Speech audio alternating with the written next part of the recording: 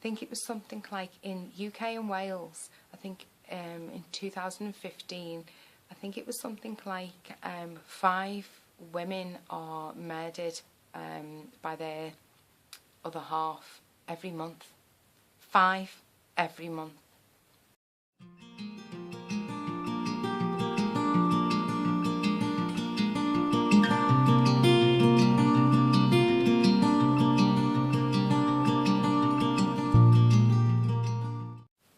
Hi guys, I just wanted to talk about something that happened today that's left me really shaken and still quite upset.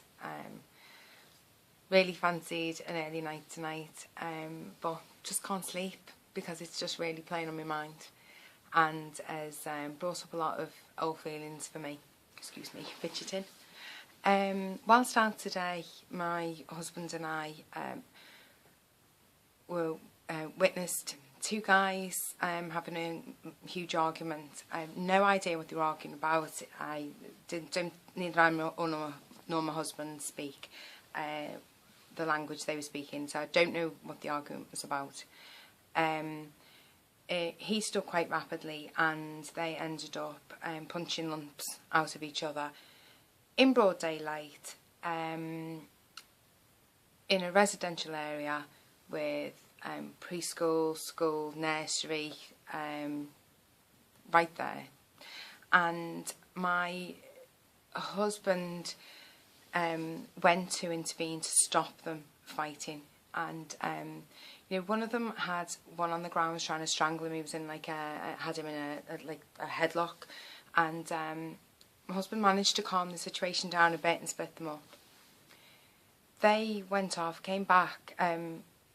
Well, one came back and put a child in his car, and the other one came back a little bit later, and not a little bit later, but like a few minutes later. The first guy got some sort of a car tool out of his car, usually like a great big bar thing, but it's like shaped like a cross, and turned to go for the other man. He didn't even seem angry. His face was just really sort of like serious. He looked like the policeman out of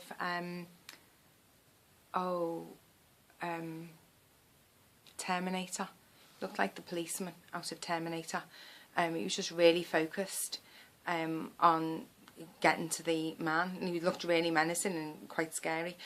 But the other man had a little girl with him. She must have been about 3. He backed off a little bit, and I just screamed out of the window for him to stop, because we were in the car, and Andrew shouted him to stop, and he didn't seem to hear, and I just kept shouting, please stop, please stop.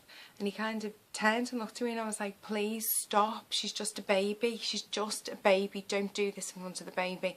And gosh, because I knew he didn't speak English as well, I was like signing the baby, and he seemed to come to his senses, and he sort of put his hand up and said sorry, and got in through the thing into the boot of his car and got in and drove off.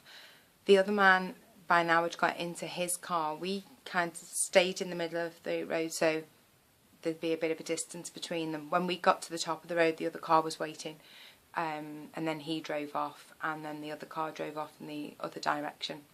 And it just, you know, left me really shaken up, but mainly in a massive panic over what that little girl must have been thinking, and what is going to happen this evening, or what has happened already, because it's quite late. What's her weekend going to be like? What are her days generally like? I mean, I'm saying about how there was another child. I think it was a little boy. I'm not really sure. I mean, what home life do they have? Was this a one-off? Is this like an everyday occurrence? And I just could not stop playing it over and over in my head. Because I know people say, I mean, as she passed with her dad in the car, she was laughing. And on the face of it, people will probably just say, oh, you know, she's fine, she's a child, they're very resilient, she probably wasn't even taking much notice. Children take more notice than you think. You think they're not listening, you think they're not looking at you, you think they're just playing, and they're taking it all in. Do you know, when these things happen, whether, you know, it's domestic abuse in the home, and, you know, there's people who are calculated enough to do things when the children have gone to bed thinking, well, you know, the kids, and they just by, well, the kids aren't harmed by it, they're not seeing anything. These walls, you know, unless you've specifically made them soundproof, are not soundproof. And kids are very intuitive to what's going on around them and the mood. And yeah, it's not great. Apparently there's 275 million children exposed to domestic violence around the world. 140,000 of those are in the UK. They're in homes with a high risk factor for domestic violence. 25 of those are under 3 years old. 62% of those are directly harmed. And 90% of the children are either in the same room or in a room nearby. Now, these are children who are witnesses to domestic violence, most of these children. Although there are a lot of cases where it will lead on sometimes to them being physically harmed as well. But these children, although they're not being physically harmed themselves, go on to display a lot of the same physical and emotional difficulties that occur when a child has directly been physically abused. So, you know, physical scars go. It's the mental scars that stay in both of those scenarios. It's the mental scars that will stay with them probably till the day they die. It's learning to, like, you know, we can't forget about the things that have happened to us. We can learn to cope with them. We can suppress it. We can accept it, that it's happened, and move forward and leave that kind of on the shelf in our brain, there in a box, unmarked box or a marked box, however you want your box, but it's there, but we can move on from it. It doesn't have to be something that's in the forefront every single day of our lives. One thing that they all have in common, these children that come from homes where there's violence and abuse, is that they're all dealing with stress, all of them. They're all living at red alert, always waiting, never quite being able to relax because you never know when that next incident is going to happen. Always ready to run, or ready for that explosion that could come at any minute, at any place, waiting for that little look in that parent's eyes, that change of mood, the change in people's voices, changing slight body movements. They're always aware. It might not look like they are, but they are. Yeah. I don't know, it's just all come from seeing this little girl today, and it's just wrong. You know, people have children that are a blessing. You know, it's hard work being a parent, but children are a blessing, and I think they should come first. And it's just really, really hard in the job I'm in to see the things I've seen and hear the things I've heard over the years, and not be a little bit down on us grown-ups letting these kids down, and feeling like there's nothing you can do about it. There's nothing. I can talk to children, but I can't say to them that everything's going to be okay. And it's all going to stop. And they're okay and it's going to be fine. and I wish I had a magic wand. And all I can wish for them is that they can be strong enough to get through this until they're old enough to break away and make their own lives and make their own safe lives, because they can, because they don't have to live, they don't have to carry on that cycle. That does not have to be a part of them. That anger and aggression that they have experienced from angry and aggressive people had nothing to do with them. It's not in them. They're not making people do the things that they've done. They're not making people say the things that they said. They're just kids. They're just kids. Those people are doing it for whatever reason that is driving them to do it. And I'm not going to take mental health issues as a blanket for everybody, because that's only part of it for some people. Some people might just get off on it. Some people might find it a release. Some people might do it because they just literally cannot control the rage that's inside of them, because they haven't dealt with issues that are making them feel the rage that they have.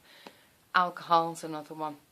You know, is it changing people's mood, making them act out of character and be abusive, or is it just enabling them to unleash what's already there, and they're brave enough to do it? We also, you know, don't forget that the domestic abuse or abuse isn't just about physical acts of violence. It can be, you know, being, you know, controlling, you know, which can be anything, you know, like telling somebody how they can eat, what they can eat, when they can eat, how they can dress, where they can go, when they can go out, if they can go out. You know, some people won't even let other people have money, will take shoes away from their spouse while they're out at work, will lock them in the houses so they can't leave. There's like, you know, it's not just happening to women, it's happening to men, it's happening in same-sex relationships, it's happening in heterosexual relationships. You know, it's happening in different forms. And, you know, it's affecting these kids. It is affecting these kids, no matter what anybody might think around them, that they're handling it, they're okay, they're strong. No, it's affecting these kids. Even at my age now, like 44, still makes me feel, I still have days now where I feel like a little girl emotionally when I think about it. So, you know, I haven't come through unscathed, but I think I've coped pretty well. It's affecting them socially in a way that a lot of children will find it hard to make friends. You know, I for one never wanted to bring anybody back home. You know, I'd never go to anybody else's house in case they wanted to come over to mine, and that was never going to happen.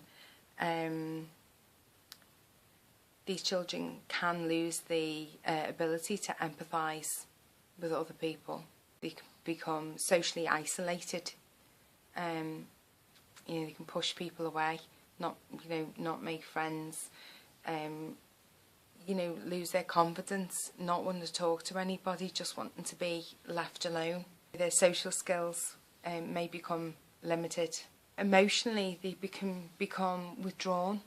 You know, people just think because they've seen violence, they're going to be violent. Not necessarily.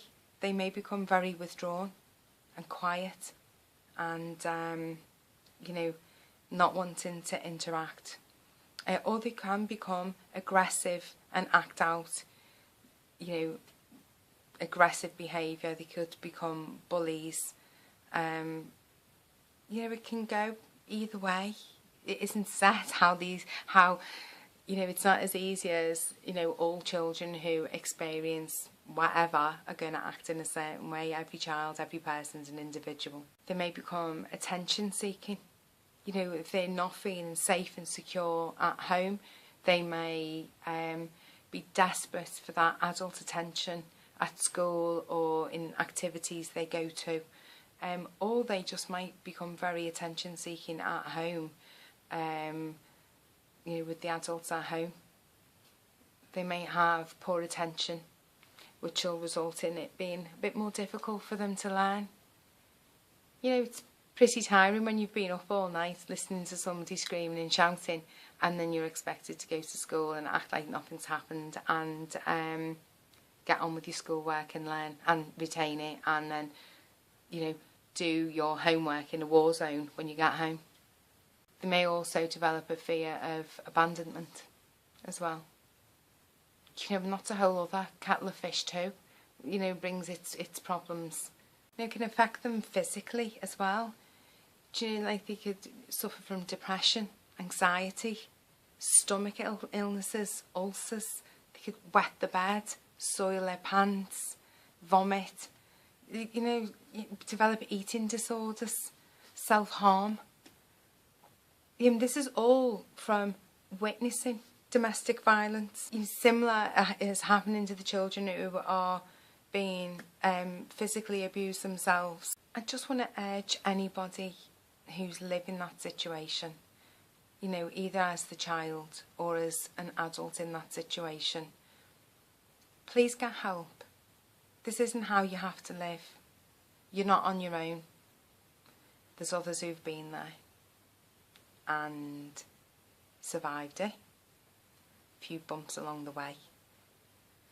But you don't have to sit there in silence. You are not the only person going through this. Please don't feel embarrassed. Please don't feel like, what will other people think? Who cares what other people think? Seriously, who cares? As long as you're alive and well and healthy, let them think what they want.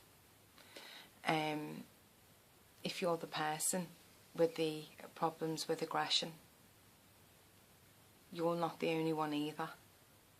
Other people are having the same feelings as you, but you can get help too. There's places for you to get help. This isn't all you can be. You can be much more. You probably, I imagine, I don't know, I haven't been in your shoes. I'm sure you don't like the way you've behaved, especially the day after.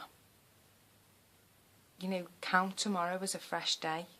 Tomorrow is a fresh day to get help. Either way, whichever side you're on, you can get help. You can be the person you want to be. You can have that relationship with the person that you love. You can be the person you want to be to that person.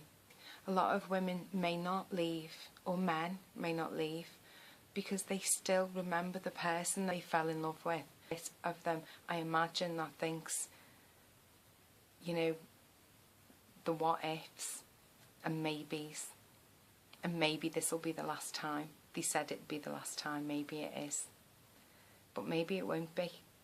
I think it was something like in UK and Wales, I think in 2015, I think it was something like 5 women are murdered by their other half every month.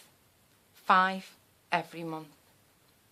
And I imagine they might have thought too that he promised that this time was the last time. I think for the people going through this, please just have a little think about your children, and think about what they are seeing and what you're teaching them to expect out of a relationship and what is acceptable. I'm sure you wouldn't want what's happening to you for your children. If you're the abuser, I'm sure you would not want your child to grow up and be doing what you're doing to their family and their children. If you're the person suffering from the abuse, I'm sure your dream isn't for your child to grow up and be abused mentally or physically or verbally by their spouse. I'm sure it isn't, and I'm sure this isn't what you wanted either. But like I've said, there is help out there. It's never too late to start again. Maybe have a little look down below at some of the links that I've posted and have a little think, and just maybe try and start that ball rolling on a better future for you and for your children. Your children deserve it. They didn't make this choice to be here. You made the choice for them to be here. Now make the choice to have a loving, caring home. Your children love you. Can you love them enough to stop them going through this? Please say yes. Just be safe. Be safe. Take care of yourself.